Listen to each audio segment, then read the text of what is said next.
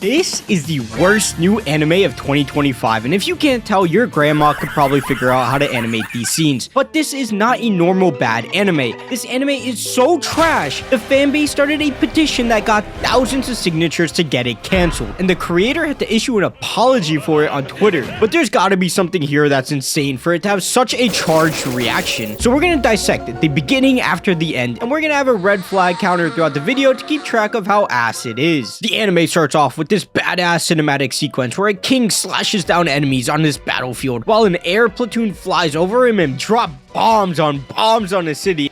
I hope a My Hero fan is down there. Now these scenes are badass and this art looks fantastic and the setting is goated too. So far, no red flags in sight. Why is the screen going black? No. Please, no. The king is a baby and this is an isekai. God damn, holy moly, look. You don't understand. You don't understand how many bad isekai I've watched. Every single time, it's the same thing. 100 red flags, instant, boom, done. And this opening scene is literally the same exact thing from Mushoku Tensei. Bar for bar, word for word. Like, come on, the red flags are everywhere. European fantasy setting, goofy night father, healer mother, kid steals book to learn magic, kid blows up house with said magic. Do you know how many times I sat through an isekai that ends the most interesting initial setting you can imagine, and then throw us in this fantasy world? It's like when you sit down on a heated cushion toilet with all the bells and whistles, then when we're finally ready to let our shit drop from our ass. What the fuck? And then right when we're ready to sit down on this pristine toilet, it transforms into a goddamn outhouse. I think the real thing that throws you for a loop is the art style and production of the intro is so vastly different than the fantasy section. I mean, this fight in the beginning might be the best animated moment in the series, which is not saying much. And I think the fact that this stuff is being produced and people are watching, like, we may just need to put isekai authors, their fans, into like Attack on Titan electric therapy dungeons. You know what? I think I needed to, because despite all those red flags, I can't believe this. I am invested and interested in this story. Look, it's not all red flags, because I haven't told you what the thing is of this isekai. Now, if you don't know what the thing even means, essentially, in the renowned and well-respected genres of rom-com and isekai, every one of them follows the exact same formula, naturally. But there's a twist. Like, this is a rom-com where the love interest speaks Russian. This is an isekai where the main character is a vending machine. This is a rom-com where the love interests are siblings. And the beginning after the end, honestly, has a lot of things. The MC is not the typical fat, overweight loser in Japan, but is instead a king. The magic system is more fleshed out. Instead of the typical skill system, we have a much more refined class system. Even the humor aspect, by putting the super edgy, badass king into the body of a baby, has moments of levity, where we see aspects of the character fleshed out, and it's all done by not ignoring the past. If you're not aware, most trashy isekai completely ignore the past lives of the protagonist due to the fact that the nature of the genre is to appeal to viewers who are lost, lonely, and to be frank, degenerate. But here we get a really interesting scene from his past life where he's facing a traitor of his nation who tried to kill him. And being the king, this is something that cannot go unpunished. And as the man is pleading with the king, by the way, his name is Arthur, type of name My Hero would give to its characters. Honestly, red flag for that goofy ass name. But Arthur is faced with a decision as his council wants him to doom this traitor and his family to eternal punishment, even though it was just the father who committed the crime. And in an act of mercy, he kills the man's wife and kid to spare them of that punishment. Now, most isekai never come remotely, even in the same universe, close to having moments with that much nuance. Most of the time, the characters face no conflict whatsoever, and it's just softcore hentai, where the biggest piece of conflict is who the main character is going to end up with. But the fact that we have this moment here shows that this story is trying to say something. And what's even more interesting is this scene is juxtaposed to Arthur learning magic and being shocked by the fact that his parents are proud of him for showing improvement. Yes, this is still a power fantasy where he's the best at magic in the world or whatever, but this is also a story of redeeming a character that has committed heinous acts in the pursuit of power. Now, while that actually sounds really good and interesting, it's at the cost of a lot of red flags, because we get the trope of, he's too strong, he needs a new teacher now. If you don't know what this means, the genius writers of isekai always like to introduce a teacher and a crew of characters to show just how strong the MC is, which may not sound bad at first, but it's not for reasons like story, world building, or anything that we plebs would think the authors would throw in a story. These characters have no redeeming qualities, no crazy backstory, they are solely there for degenerates. The deification of anime is in full effect here. But before I address those accusations, the crew is about every isekai red flag you can imagine. Strong, defiant leader, cordial archer, Motherly Mage, the Brute, and lastly, the Quiet Girl. And while at face value they appear as supporting characters, there's really a more degenerate reasoning behind this character archetype. You see, when you go on Twitter, look up an anime, half the damn timeline is filled with NSFW artwork of these random side characters that appear once. And don't worry, I know game. There's a time and a place. And if you want to make sure you are not that cooked, join the Discord in the description and leave a like and subscribe. Now, to be honest, these new characters have the potential to be more than just artists to generate expression. So they begin their training of Arthur, seeing where he's at, and of course he's super powerful, but he seems to struggle with his body limitations because, you know, he's like 5 years old or whatever. But as he's interacting with the crew, something strange happens. You see all the characters act cutesy around him, but then there's Jasmine over here, the Quiet Girl, and she takes a liking to him, which was normal at first. And it's like, oh, whatever, it's just a little bit weird. But then the anime goes really out of its way to be like, oh, she's taking a liking to him. And hey, I ain't throwing out no accusations. This ain't Twitter. All I'm gonna say is, why does anime keep putting us in these situations?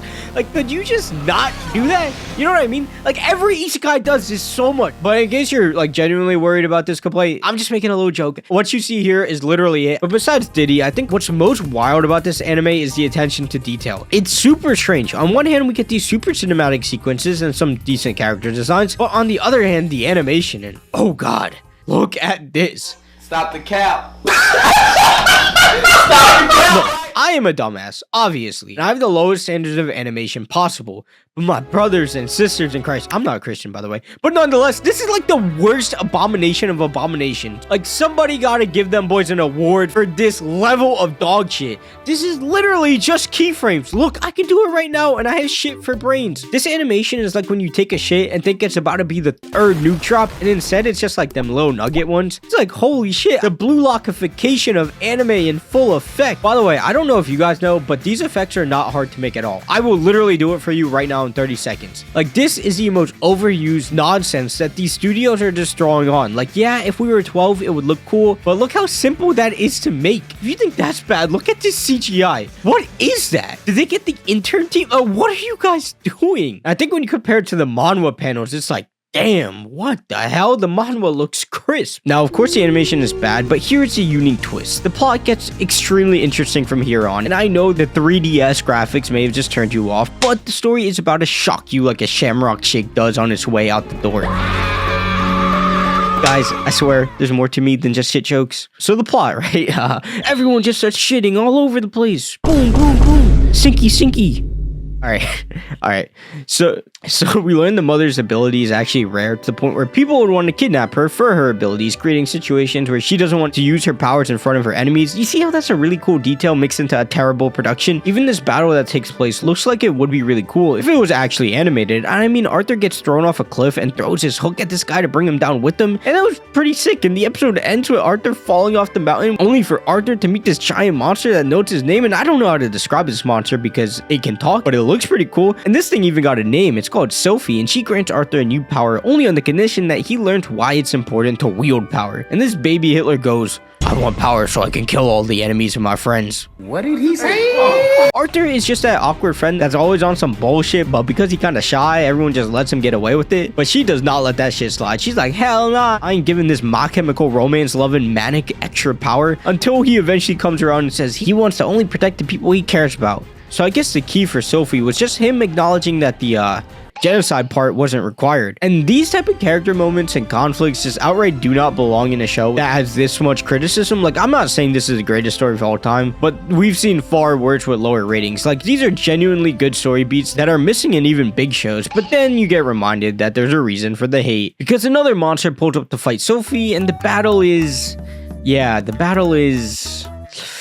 maybe AI would be better than this. And it turns out in this epic, definitely epic battle, it's revealed Sophie is a dragon and she stops time and sends Arthur away. And imagine if Studio Bind got to make this. This scene would go so crazy, but I'm not gonna lie. In terms of the anime as a whole, you can call me a fool, you can call me an idiot. I am invested. Like, this actually is really interesting to me. And I'm not sure if you've seen the Discord online, but look at this. They're calling it the slideshow after the end. Guys, it looked like Jujutsu Kaisen to me. They said the beginning after the end has some of the worst animation I've seen this year. The story's getting interesting though. And Jasmine, bad as f. Jesus Christ. They started a petition to get it canceled, and I mean, can you blame them? But after I saw the outrage, a question popped into my mind. Why does this have fans? No, like, I don't mean it how you think, because normally, like, something like this would just be mocked in a joking way, but not that people would genuinely get upset, because who cares? Then I realized that this is a popping manhwa. Like, apparently this fanbase has been beefing with the mushoku tensei fanbase for years because they think it's the best isekai ever, and there was a lot of anticipation for this, with all this turmoil leading up to a statement from the author who essentially just said he had zero control of anything going on in the story, which only leads us to ask who is in charge of this production. And the answer to that is Studio isekai'd, who you likely have never watched a single anime from, and for good reason, because they don't have a single anime with a rating above 7.0 on Mal. Not that Mal is the end-all be-all, but that's still pretty wild. And some of the blame does fall on the author. I don't fully understand the story, but apparently he chose the studio because the producer read the manhwa, like that was it, and like the memes clowning him are brutal. And I do feel bad for hardcore fans of this. Like, I can't imagine how shit this would feel if it was Rent-a-Girlfriend Season 4 for me. Like, I may just disappear off the face of the earth if it was that bad. But considering that, it did leave a big question in my mind.